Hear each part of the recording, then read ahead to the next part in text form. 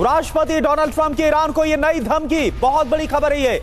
हथियार डाल दे IRGC और पुलिस, ये डोनाल्ड ट्रंप की तरफ से कहा गया है। सरेंडर करने पर मिलेगी पूरी सुरक्षा। एक बार फिर से डोनाल्ड ट्रंप ये बोलते हुए नजर आ रहे हैं कि सरेंडर कर दो, सरेंडर नहीं किया तो फिर मौत तय है। क्या बोल रहे हैं डोनाल्ड ट्रंप, सुनिए आप।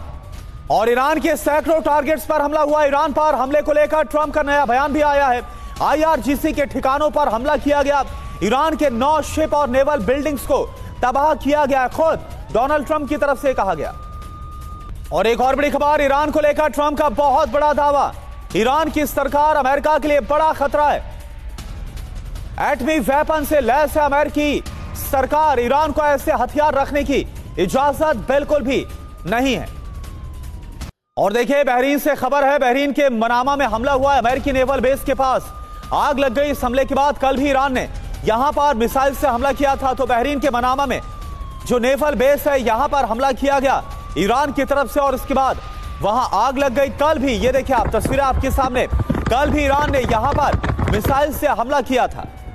तो एक तरफ डोनाल्ड ट्रंप ये बोल रहे हैं कि IRGC ईरानी सेना, जो ईरान की पुलिस है, वो सरेंडर कर दे, अपने हथियार डाल दे।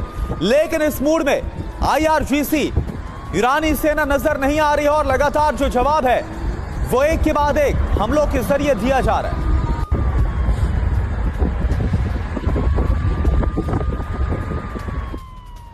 और एक और बड़ी खबर, हमले पर ईरान का बयान भी सामने आया है। अमेरिका को बड़ा नुकसान पहुंचा है, यह ईरान की तरफ से कहा गया। USS अब्राहम लिंकन पर भी हमला किया गया। देखिए, इसी का डर था कि अगर ईरान अमेरिकी युद्धपोत पर जो तैनात किए गए उन पर हमला करता और अगर वो तबाह होते तो फिर क्या होगा।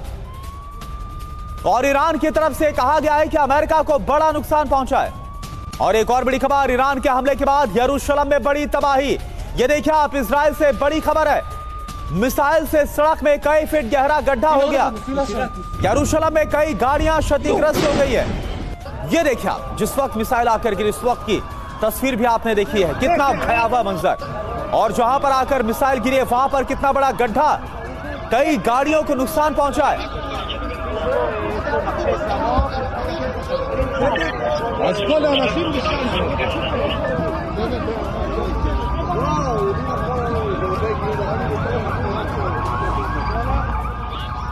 यरूशलेम की तस्वीर आप देख पा रहे हो और इस मिसाइल हमले को रोकने में भी ये देखिए आप जरा गौर से देखिए, ये आती है मिसाइल और उसके बाद सीधे आकर ये इमारत को हिट करती है। ये देखिए ये हमला जो कि ईरान की तरफ से किया गया।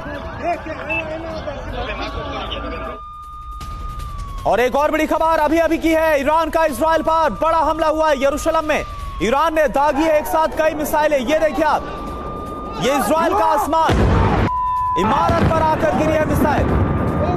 देखिए और आप सुनिए जब ये धमाका हुआ मिसाइल का। No!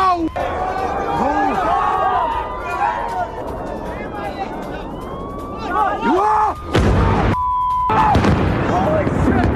Oh my god! Yo! No way! No way! No way! Oh my god! Oh my God! तो लोगों में दहशत, साफ तौर पर वो खौफ नजर आ रहा है जैसे उन्होंने देखा कैसे उनकी आंखों के सामने एक मिसाइल एक इमारत पर आकर हिट करती है। एक और बड़ी खबर, इजराइल पर क्लस्टर बम से हमला किया गया। और ये देखिए आप, इसका नया वीडियो आपको हम दिखा रहे हैं। और क्लस्टर बम के हमलों को रोक पाना लगभग नामुमकिन होता है, क्योंकि एक साथ कई जो हमले हैं, कई जो बम है, उनके जरिए हमला किया जाता है।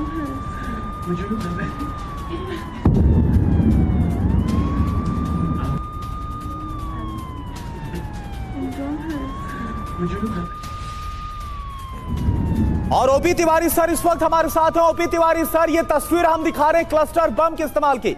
इससे पहले रूस और यूक्रेन जंग में भी जब कभी भी क्लस्टर बम के इस्तेमाल होने की खबर आई तो इसके बाद सवाल यही उठाया गया कि कैसे तमाम जो युद्ध को लेकर भी नियम और कायदे हैं उन्हें दरकिनार किया जा रहा है। क्या अगर ईरान क्लस्टर बम का इस्तेमाल कर रहा है तो अब उसने ठान लिया है कि अब कोई नियम कायदा कोई भी नहीं माना जाएगा और सिर्फ तबाही मचाकर वो रखेगा।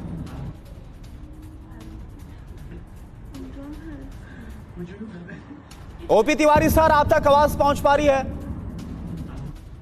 तिवारी सर, आपका फ्रेम फ्रीज हो गया है। यही सवाल मेरा आपसे है संजय सोई सर। संजय सोई सर, जी करो। चलिए ठीक है। ओपी तिवारी सर आप जवाब दीजिए।